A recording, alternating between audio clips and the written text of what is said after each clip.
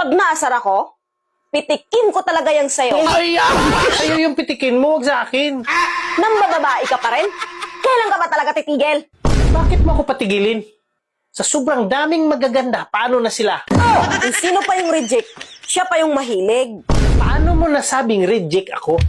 Di ba pag nag-harvest ng mga prutas, bukod sa nabibiyak, ano pa yung nire-reject?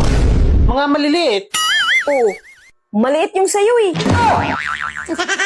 Kung ganyan man lang na i-reject ako, tahiin nyo na lang yun sa inyo. Kung tatahiin namin, maraming lalaking magbibigti. I-reject din naman yung sa inyo ah. Paano naging reject ang malaki? Tapos masarap pa. Alin ang reject doon? Hindi mo ba napansin? Paano naging reject ang malaki? Eh yun nga yung kinukuha eh. Reject talaga yan kasi may biyak na. Tsaka medyo may amoy pa.